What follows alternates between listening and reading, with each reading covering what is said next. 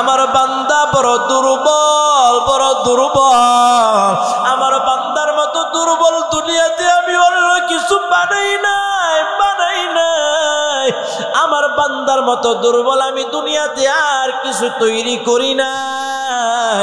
আমার বান্দা কিভাবে জাহান্নামের আগুনে পড়বে, এজন্যই মালিক বারংবার ডাক দিয়া বলে, বান্দা তুমি জাহান্নামের আগুন সহ্য করতে পারবা না, তুমি জাহান্নামের আগুনে পড়তে পারবা না। ওই অন্ধকার কবর বড় কঠিন, ওই অন্ধকার কবর সহ্য করতে পারবা না। ওই অন্ধকার কবরে একা একা তুমি থাকতে পারবা না। ওই অন্ধকার কবরে সাথী নাই, ওই অন্ধকার কবরে বাতিও নাই। ওই অন্ধকার কবরে তুমি কিভাবে থাকবা? আমার মালিক জানে আমার বান্দার বড় কষ্ট হবে, আমার বান্দা সহ্য করতে পারবে না। ওই কবরের মধ্যে যখন রাখবে, ওই কবরের মধ্যে শুয়া শুয়া বান্দা কান্না করবে, বান্দা চিৎকার করবে আর ডাক দিয়া বলবে, মালিক আর একবারের জন্য আমাকে দুনিয়াতে পাঠায়া দাও, আর একবারের জন্য আমাকে পাঠাও। আমি মসজিদ ছাড়ব না, আমি মাদ্রাসা ছাড়ব না, আমি নামাজ ছাড়ব না, রোজা ছাড়ব না, হজ ছাড়ব না, যাকাত ছাড়ব না। ও মালিক আর একটা বারের জন্য আমাকে পাঠায়া দাও। এমন করে যখন হাজার বার মালিককে বলতে থাকবো, আমার মালিক বলবে, অনেকবার অনেকবার আমি আদর করে ডাক দিছি, বলছি আমার বান্দা ও বান্দা ভুল পথে যেও না, গুনার কাজ করো না।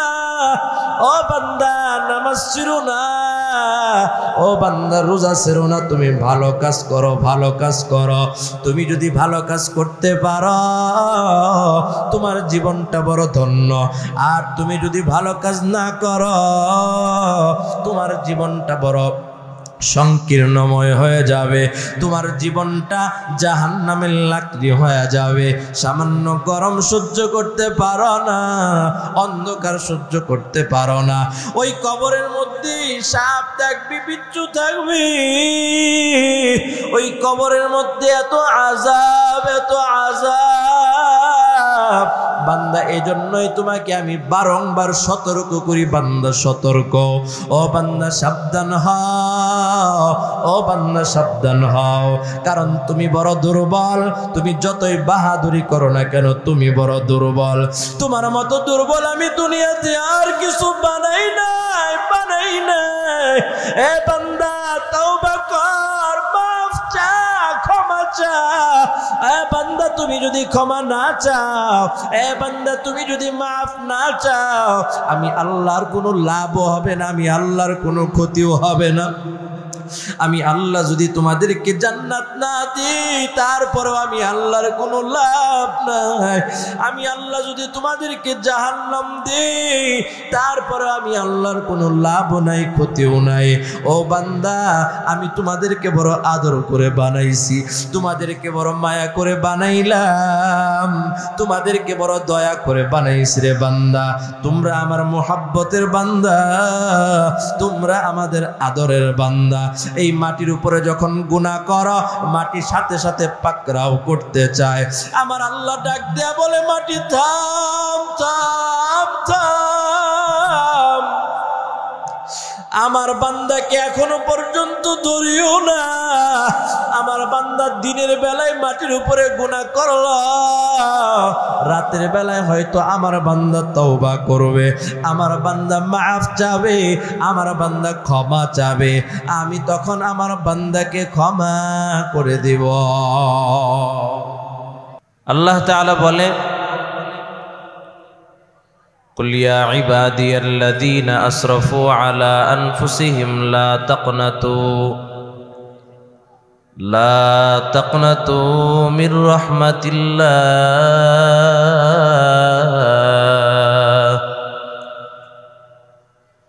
إن الله يغفر الذنوب جميعا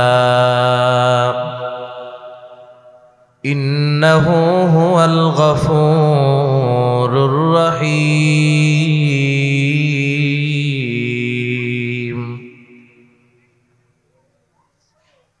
আল্লাহ তাআলা বলে, কুল ইয়া ইবাদি, হে আমার বান্দারা। আল্লাহ তাআলা এই আয়াতের মধ্যে এমন একটা বান্দাকে ডাক দিয়েছেন, যদি আল্লাহ মুসলমানদেরকে বলতেন ইয়া আইয়ুহাল মুসলিমুন,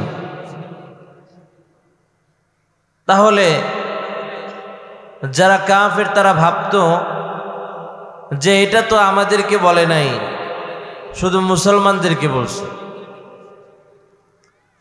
আল্লাহ তাআলা যদি শুধু একটা সম্প্রদায়কে ডাক দিতেন যে অমুক সম্প্রদায় বা অমুক দেশের লোকেরা,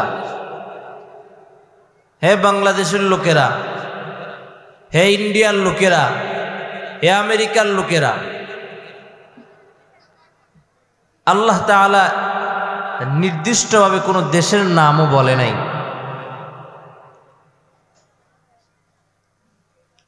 আল্লাহ এমন একটা নাম ধরে ডাক দিয়েছে, ইয়া ইবাদি, ও আমার বান্দারা, ও আমার বান্দিরা।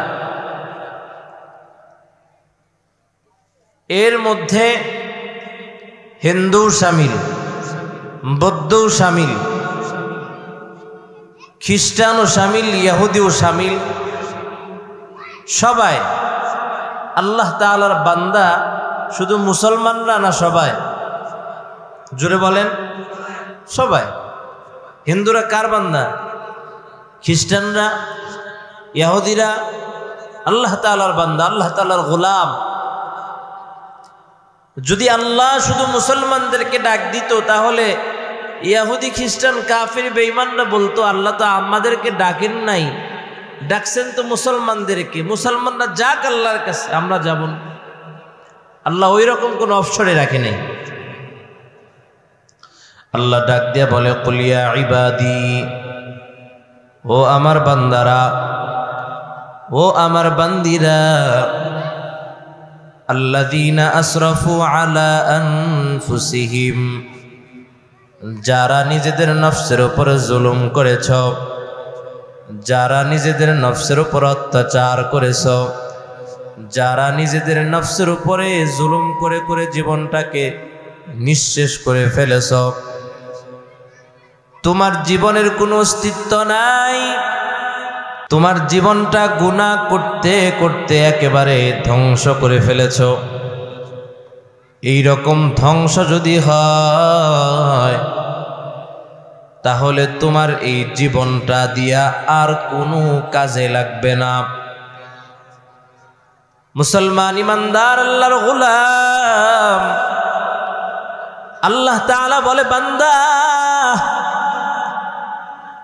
তুমি যতই অন্যায় করো না কেন, তাও আমি মালিকের গোলাম।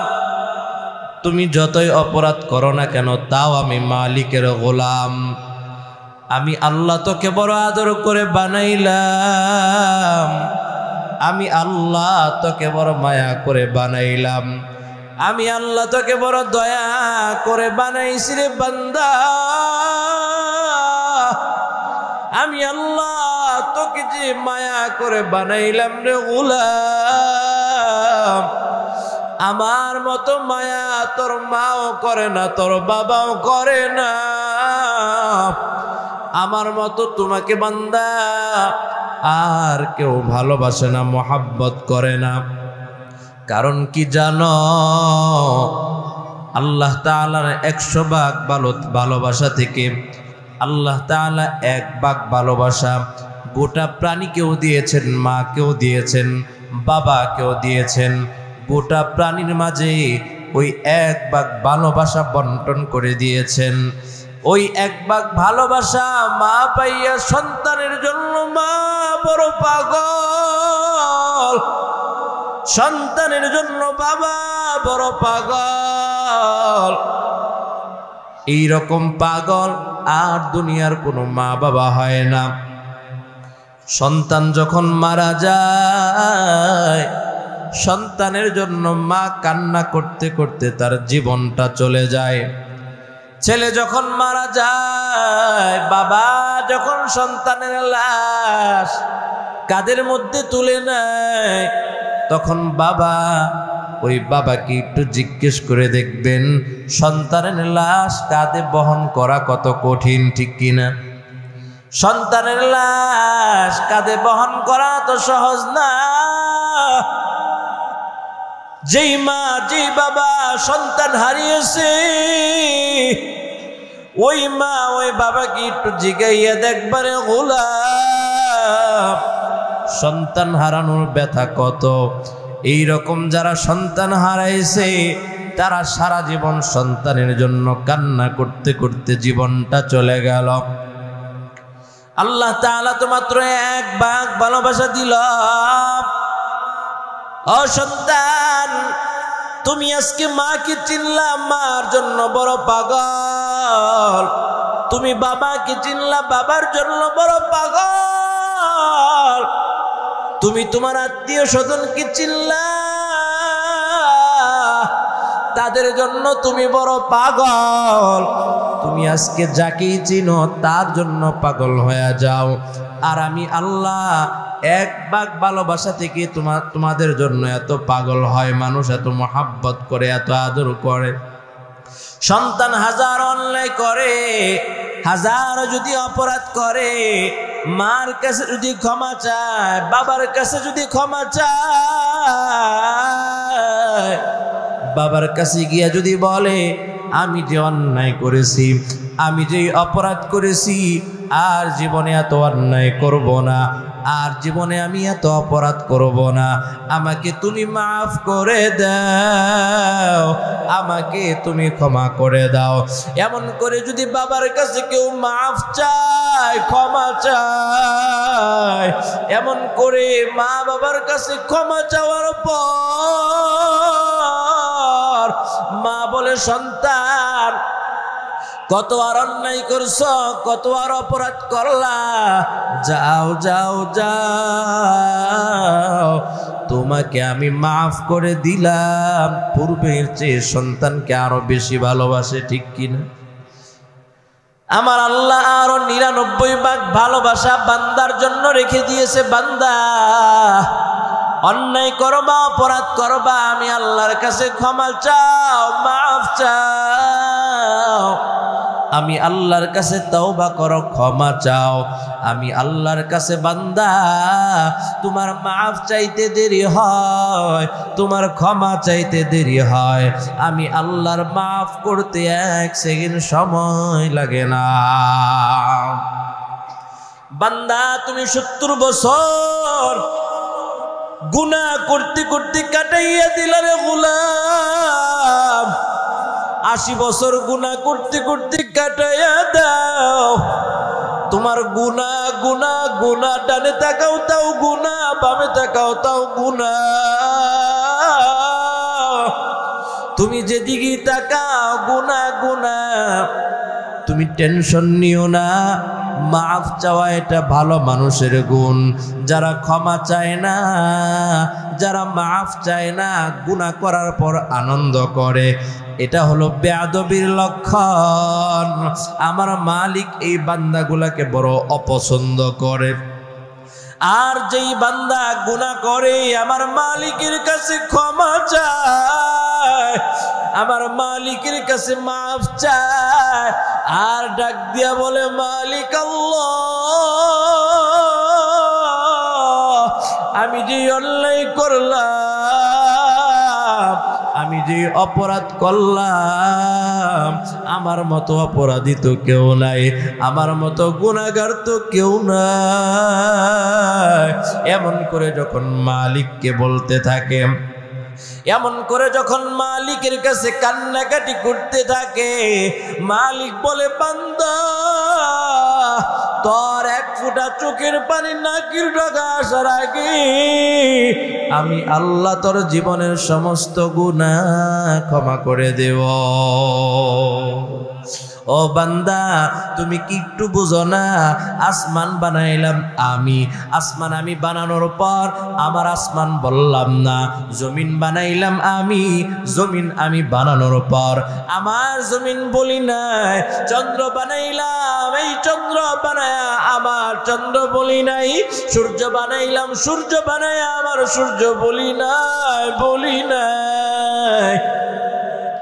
এই যে গ্রহ নক্ষত্র বানাইলাম, জমিন বানাইলাম, পানি তোমাদের জন্য ফ্রি করে দিলাম, তোমাদের জন্য অক্সিজেনটা পর্যন্ত ফ্রি করে দিলাম, তোমাদের খাবার লাগবে খাবারের ব্যবস্থা করলাম, তোমাদের থাকার জায়গা লাগবে ওই থাকার জায়গারও আমি ব্যবস্থা করে দিলাম, তোমাদের কি লাগবে আমি ক্রমান্বয়ে না চাইতে আমি রব দিয়া দিলাম, আমি রব দিয়া দিলাম। এই জন্য ও বান্দা তুমি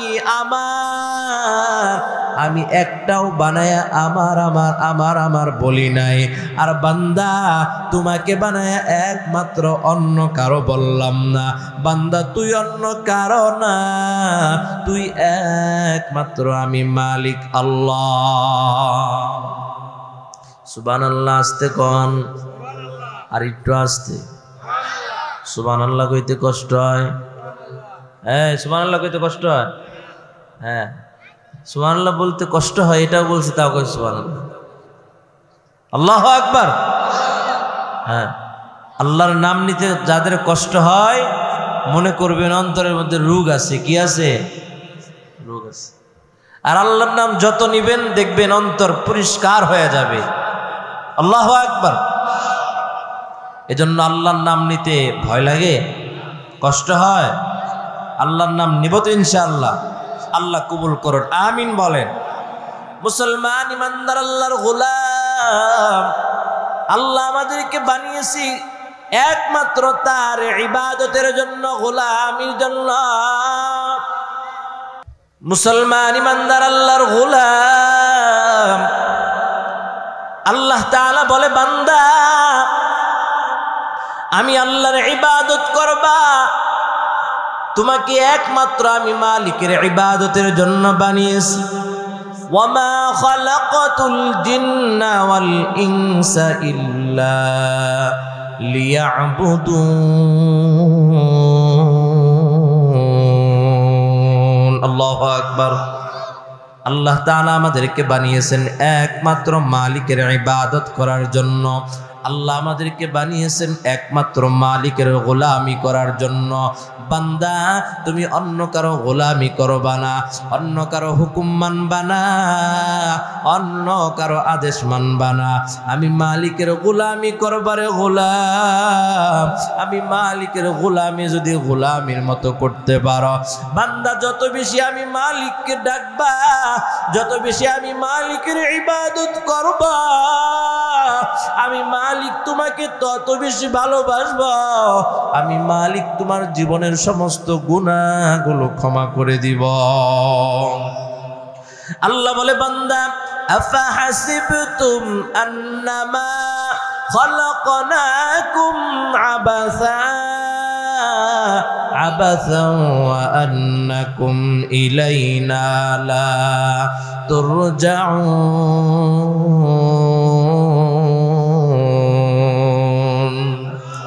আল্লাহ বলে বান্দা তুমি মনে করো আমি তোমাকে অযথা বানাইলাম। না রে বান্দা না, তুমি আজকে ব্যবসা শিখছো, ব্যবসা নিয়ে তুমি পড়ে থাকো। তুমি আজকে অন্যায় অপরাধ শিখছো, অন্যায় অপরাধ করে বেড়াও। তুমি দোকানটা শিখছো, দোকান নিয়ে পড়ে থাকো রে বান্দা। কিন্তু মসজিদের মাইকে 5 বেলা আল্লাহু আকবার আল্লাহু আকবার আযান হয়, আযান হয়। তুমি একবারও বান্দা মসজিদে আসলা না, আমি মালিকের ডাকে সাড়া দিলা না। ও বান্দা তুমি মসজিদে আসো না কেন? আমি মালিককে চিনো নাই, আমি মালিককে জানো নাই। তুমি মার সামান্য একটু ভালোবাসা পেয়ে তুমি পাগল, দোকানের মোহাব্বতে পাগল, তুমি ব্যবসার মোহাব্বতে পাগল, তুমি রিক্সা চালাও, তুমি রিক্সার মোহাব্বতে নামাজ পড়ো না, তুমি ভ্যান চালাও, ভ্যানের মোহাব্বতে নামাজ পড়ো না, দোকানে কাস্টমার নামাজের সময় আসে এই জন্য তুমি নামাজ বাদ দাও, নামাজ পড়ে পড়ো। তুমি তোমার কর্ম নিয়ে ব্যস্ত থাকো, কোনো বাধা নাই। আল্লাহ তো বলে নাই যে তুমি কাজ কাম সব বন্ধ রাখো, শুধু নামাজই পড়ে থাকো, মসজিদেই পড়ে থাকো। আল্লাহ কি বলছে? জোরে বলেন, কোথাও বলে নাই। বরঞ্চ রাসূল বলেছেন নামাজ শেষ কাজে লেগে পড়ো। কোথায় লেগে পড়ো? কাজে লেগে পড়ো। এই জন্য আল্লাহ তো 24 ঘন্টা বলে নাই যে মসজিদেই পড়ে থাকো, কোনো কাজ কাম করতে হবে না। বরঞ্চ মালিক বলল, বান্দা আমার ডাকে সাড়া দাও, আবার গিয়া কাজ করো। আমার ডাকে উপস্থিত হও, আবার গিয়া তুমি ব্যবসার কাজে লেগে যাও। আমার ডাকে সাড়া দাও, আবার রিক্সা চালাও। আমার ডাকে সাড়া দাও, আবার ভ্যান চালাও। আমার ডাকে সাড়া দাও, আবার তুমি ক্ষেত খামারে গিয়া কাজ করো। খোদার কসম, খোদার কসম, পূর্বে যা তুমি পাইতা, যা তুমি খাইতা, যা তুমি পড়তা, এর চেয়ে দ্বিগুণ বরকত আমি মালিক দিয়া দিব।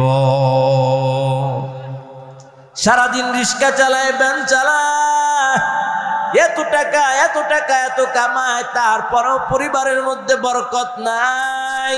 ঠিক কিনা? রিক্সা চালায় সারা জীবন, গরিব তো গরিব হয়ে গেল, আর টাকা পয়সা অর্জন করতে পারলো না। ক্ষেত খামারে কাজ করে কৃষক, কাজ করতে করতে জীবন শেষ, টাকা পয়সা আর হয় না। কেন হয় না? মালিকের গোলামি করেন। মালিকের গোলামি আগে, কাজ পরে। এই যখন বান্দার অভ্যাস হয়ে যাবে, বান্দা যখন মালিককে আগে প্রাধান্য দিবে, দেখবেন সমস্ত কাজের মধ্যে আল্লাহ তাআলা গায়বী ভাবে বরকত ঢেলে দিবেন। এই আল্লাহ তাআলার বরকত আমরা চাই না? তাহলে যে আমরা দুনিয়া নিয়ে ব্যস্ত থাকি, দুনিয়া নিয়ে অবশ্যই ব্যস্ত থাকবো, আগে মালিকের ডাকে সাড়া দিব, তারপরে দুনিয়া নিয়ে ব্যস্ত থাকবো। ঠিক কিনা? মুসলমান ইমানদার আল্লাহর গোলাম, মালিকের গোলামি করার মতো করতে হবে। এই যে মালিকের গোলামি, আমি 50 বছর হয়ে গেল, এখনো পর্যন্ত মালিকের গোলামি সঠিকভাবে আদায় করলাম না। 60 বছর হয়ে যায়, মালিকের গোলামি সঠিকভাবে আদায় করি না। 70 বছর হয়, এখনো পর্যন্ত মালিকের সঠিকভাবে গোলামি আমরা করি না।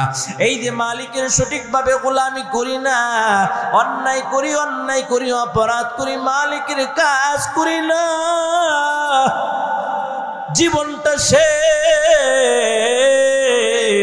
এই 60-70 বছর চলার জন্য বান্দা তুমি কত টাকা কামাও, কত পয়সা কামাও, কত টাকার দরকার তোমার হয়, একটা ঘরের চিন্তা করো, আবার একটা সুন্দর গাড়ির চিন্তা করো, আবার একটু ভালো খাবার দাবারের ব্যবস্থা করার চিন্তা করো। বান্দা তুমি এত কিছু চিন্তা করলা, কিন্তু তুমি একটু কি চিন্তা করছ? মৃত্যুর পর অনন্ত অসীম কাল ওই কবরের মধ্যে তুমি থাকবা। কবরের মধ্যে কোন সামান নিয়ে তুমি থাকবা? ওই কবরের মধ্যে কি আমল নিয়ে তুমি যাবা? ওই কবরের মধ্যে তুমি কি নিয়ে যাইতেছ? তুমি তো একটু চিন্তা করো না, একটু ফিকির করো না। যদি তুমি চিন্তা না করো রে গোলাম, তাহলে তোমার ঠিকানা জান্নাত নয়, তোমার ঠিকানা হলো জাহান্নাম। আর বান্দা জাহান্নামের আগুন সহ্য করতে পারবি না। বান্দা জাহান্নামের আগুন কেন সহ্য করতে পারবে না? কারণ বান্দাকে আল্লাহ বড় দুর্বল করে বানাইলো।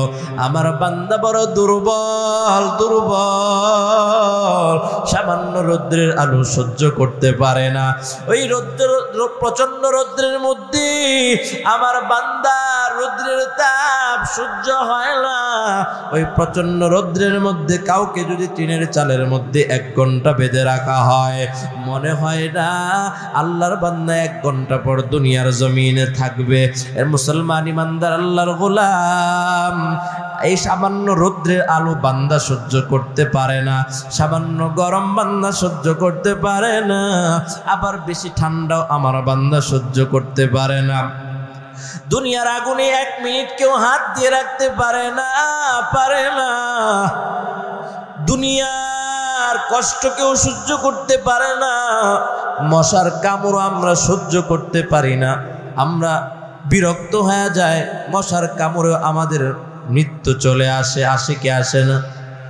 সামান্য বেলেটির কাছে আমরা বড় দুর্বল, দুর্বল, দুর্বল। সামান্য বেলেটির কাছে আমরা বড় দুর্বল। মা বাবা জানে সন্তান ডান দিকের রাস্তায় গেলি সরাসরি ভালো জায়গায় গিয়ে বসবে, বাম দিকের রাস্তা ভয়ঙ্কর। বাম দিকের রাস্তায় যদি সন্তান যায় তাহলে সন্তান বিপদের মধ্যে পতিত হবে। মা ডাক দিয়ে বলে, সন্তান তুমি বাম দিকের রাস্তায় যেও না।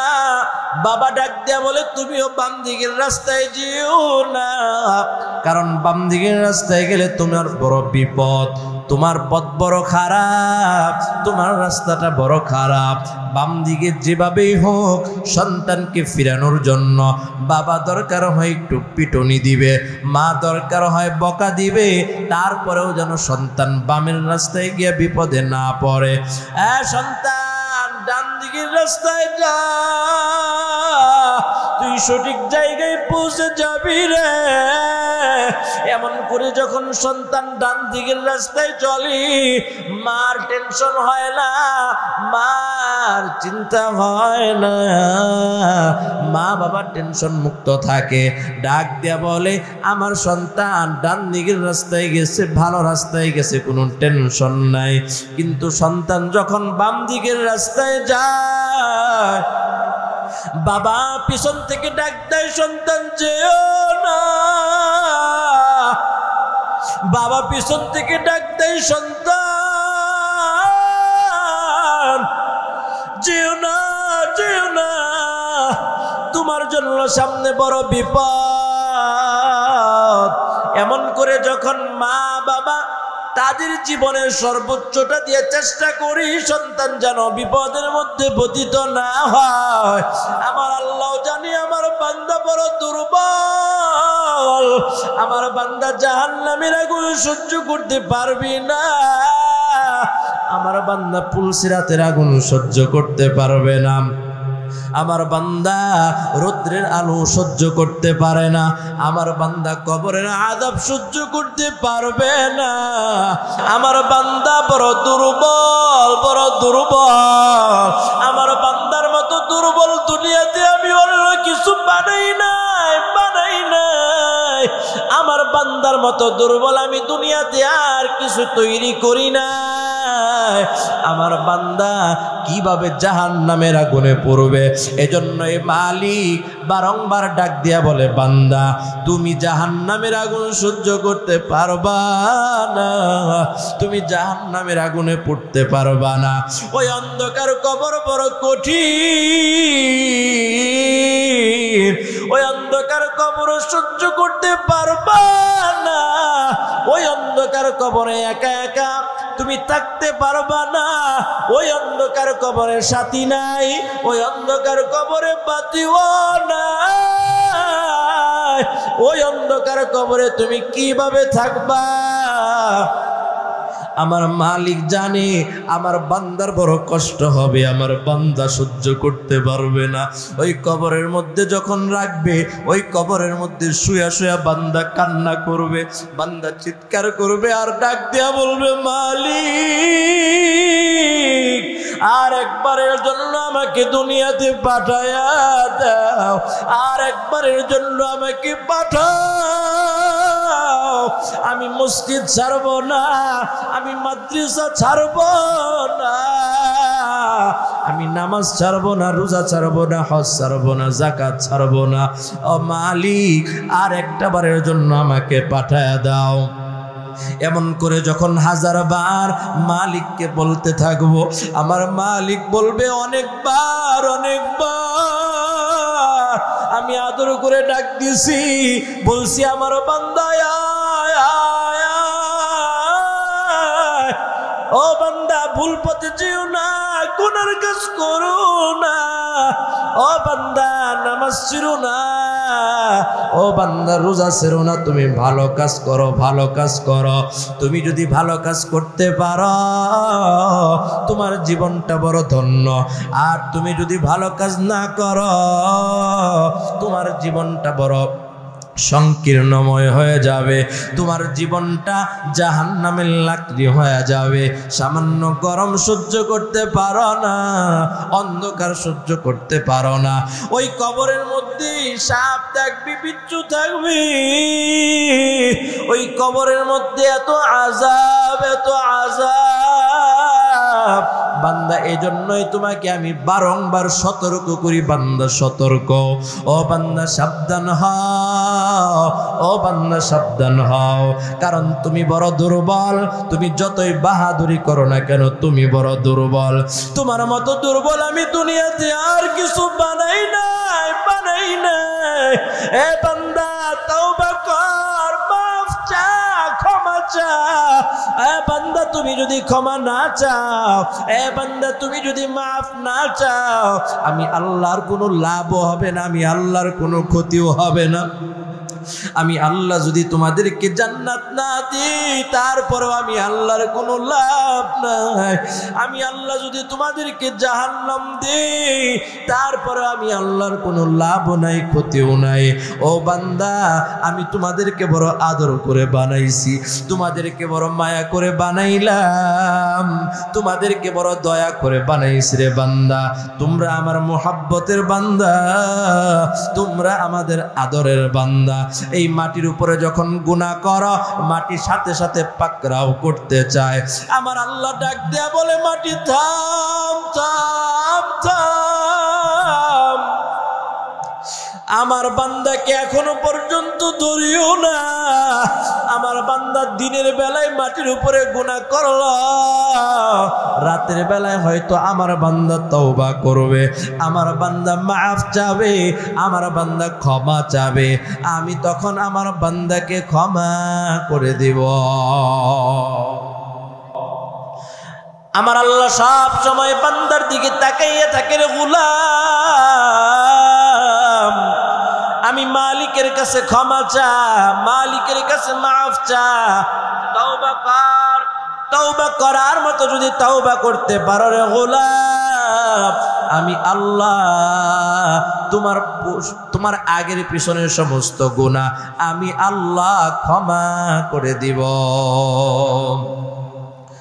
সাইলাবাতুল আনসারী রাদিয়াল্লাহু তাআলা আনহু এবং সাঈদ ইবনে আব্দুর রহমান এই দুইজনকে আমার নবী ভ্রাতৃত্বের সম্পর্কে আবদ্ধ করে দিলেন।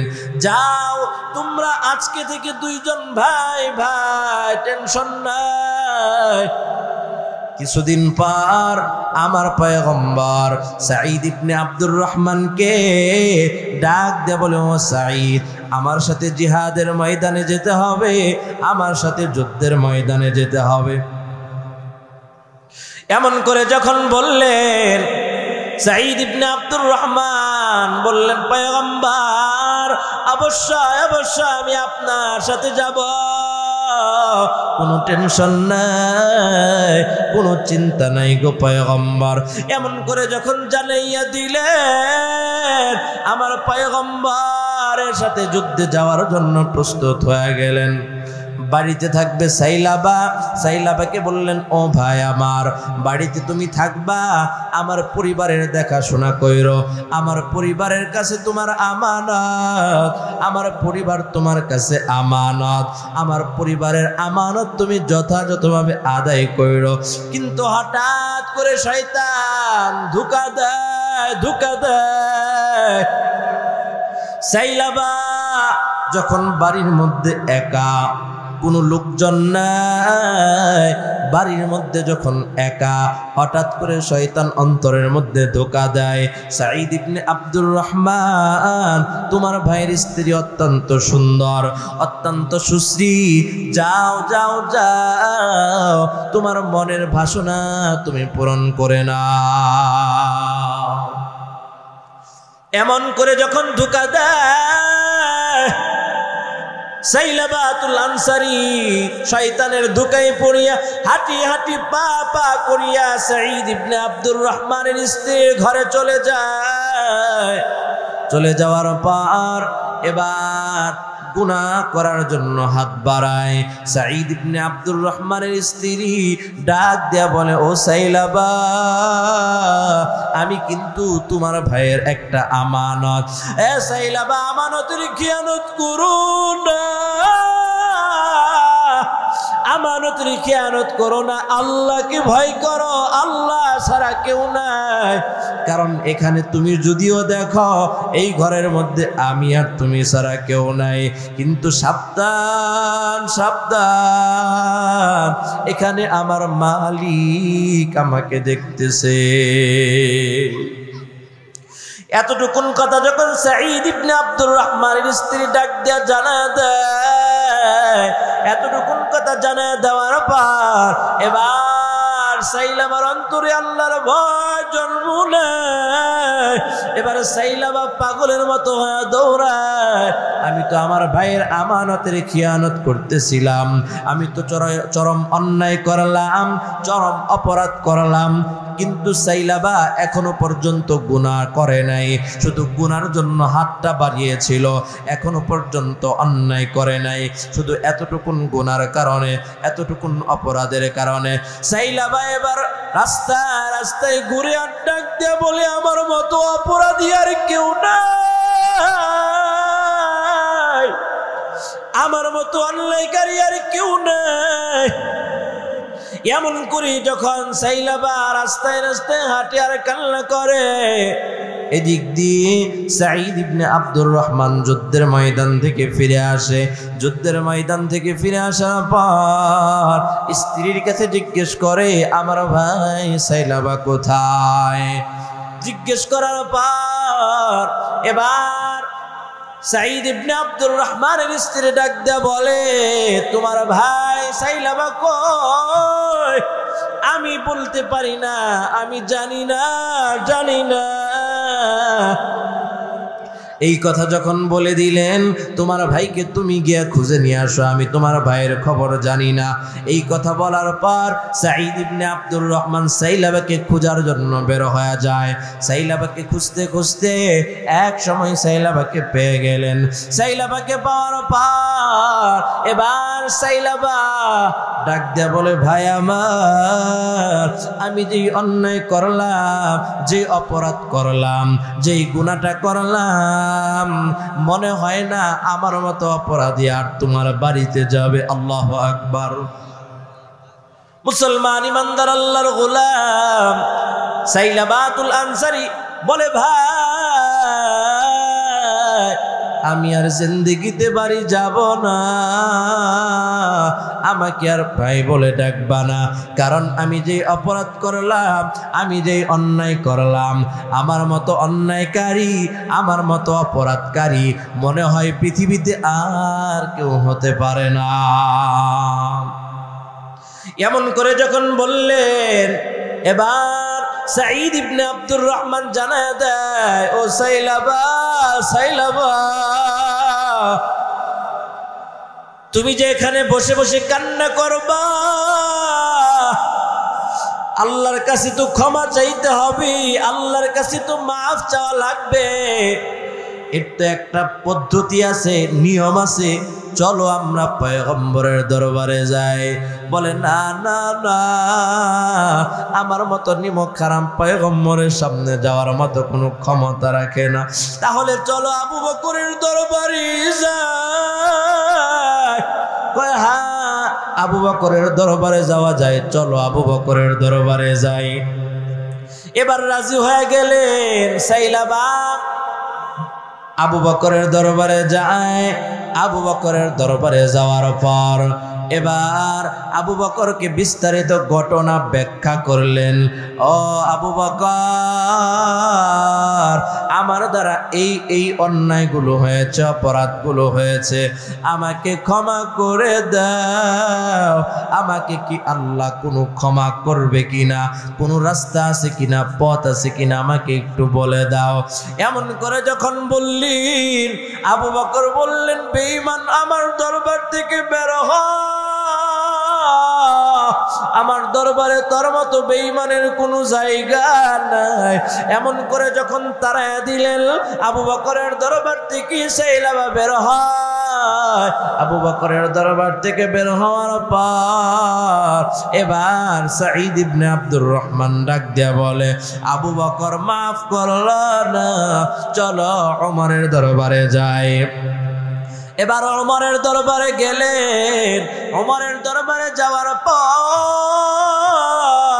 এবার ওমরের দরবারে যাওয়ার পর বিস্তারিত ঘটনা ব্যাখ্যা করলেন। বিস্তারিত ঘটনা ব্যাখ্যা করার পর ওমর বলে, যেখানে আবু বকর ক্ষমা করে নাই, যেখানে আবু বকর মাফ করে নাই, ওই জায়গায় আমি ওমর ক্ষমা করতে পারবো না। ওমর বলে, না না না না, ক্ষমা করব না, আমার দরবার থেকে তোর মতো বেঈমান বের হ। এমন করে যখন বললেন, ওমরের দরবার থেকেও বের হয়ে গেল। ওমরের দরবার থেকে বের হওয়ার পর এবার সাইলাবা ডাক দেয়া বলে, ও ভাই আমার, আমাকে তো আবু বকর ক্ষমা করলো না, ওমরও তো ক্ষমা করলো না, আমার মতো বেঈমানের কপালে মনে হয় কোনো ক্ষমা নাই। কিন্তু সাঈদ ইবনে আব্দুর রহমান ডাক দিয়া বলে, অবশ্যই অবশ্যই ক্ষমার একটা রাস্তা আছে, ক্ষমার একটা পথ আছে। এখনো পর্যন্ত আরো 2টা সাহাবী বাকি আছে, চলো আমরা তার কাছে চলে যাই। এবার ওসমানের কাছে গেলেন। ওসমানের কাছে যাওয়ার পর ওসমানকে ডাক দিয়ে বলে, ভাই আমার, আমি এই অন্যায়গুলো করলাম, এই অপরাধগুলো করলাম, ক্ষমা পাওয়ার রাস্তা আছে কিনা। আলীর কাছেও গেলেন, ওসমানের কাছে গেলেন, আলীর কাছে গেলেন, আবু বকরের কাছে গেলেন, ওমরের কাছে গেলেন। এই 4 সাহাবীর কাছে যাওয়ার পর এই 4 সাহাবী ক্ষমা করলো না, এই 4 সাহাবী মাফ করলো না। এবার সাইলাবা কান্না করে বলি, আমার অপরাধের কথা আমার পয়গম্বরকে জানাতে চেয়েছিলাম না। আমার পয়গম্বর আমার অপরাধের কথা জেনে যাবে, আমার পয়গম্বর কিভাবে, আমার পয়গম্বরের সামনে আমি কিভাবে বলবো। এমন করে যখন কান্না করে বলে, রাস্তা যেহেতু পেলাম না, পয়গম্বরের কাছে যাওয়া ছাড়া উপায় নাই। পয়গম্বরের কাছে গেলেন, আমার পয়গম্বর রাগ করলেন। আমার পয়গম্বর ডাক দেয়া বলে, বেঈমান বের হ, তোর মতো বেঈমানের আমার দরবারেও জায়গা নাই, তোর মতো বেঈমানের আমার দরবারেও কোনো স্থান নাই। এমন করে যখন জানাইয়া দিলেন, সাইলাবা এবার মালিকের কাছে কান্না করে আর ডাক দেয়া বলে, মালিক, একমাত্র তুমি ক্ষমা করনেওয়ালা গো মালিক, তুমি মাফ করনেওয়ালা। তুমি যদি না মাফ করো, তুমি যদি ক্ষমা না করো, দুনিয়ার কেউ আমাকে ক্ষমা করবে না, মাফ করবে না। মালিকের কাছে কান্না করলেন, আর মালিকের কাছে কান্না করে আর মালিকের কাছে বলতে থাকলেন, মালিককে এমন ভাবে খুশি করে ফেললো, মালিককে এমন ভাবে রাজি করায় ফেললো, আমার মালিক জিবরাইল আমিনকে পাঠায় দেয়, ও পয়গম্বর আপনি সাইলাবাকে সুসংবাদ জানায়া দেন, আমার সাইলাবাকে আমি মাফ করে দিলাম। এমন করে আল্লাহ তাআলার পক্ষ থেকে মাফের সুসংবাদ সাইলাবাকে দিয়েছেন। বিস্তারিত ঘটনা বলার সময় নাই, যেই কথাটা বোঝাতে চাচ্ছিলাম, তওবা করতে হবে, তওবা করার মতো। কিসের মতো? তওবা করার মতো। এই মাহফিলের প্যান্ডেলে তওবা করব, আবার বাহিরে গিয়ে গুনাহ হবে না। এমনভাবে তওবা করব, এমনভাবে মালিকের কাছে ক্ষমা চাবো, জীবন যাবে তো যাক, কখনো আমি আর গুনার কাজ করব না, অপরাধ করব না, নামাজ ছাড়বো না, রোজা ছাড়বো না, আল্লাহর দ্বীনের কাজ আমি কখনো ছাড়বো না, মালিকের হুকুম আহকাম বিধানাবলী মেনে আমার জীবনটাকে সাজাবো। এমন করে যদি চলতে পারি তাহলে আমার জীবন সফল। আল্লাহ তাআলা আমাকে আপনাকে প্রত্যেককেই দ্বীন মেনে, ইসলাম মেনে, কোরআন মেনে তওবা করে তারপরে কবরে যাওয়ার তৌফিক দান করুন। সকলেই বলে আমিন। আমা আলাইনা ইল্লাল বালাগ। আসসালামু আলাইকুম ওয়া রাহমাতুল্লাহি ওয়া বারাকাতুহু।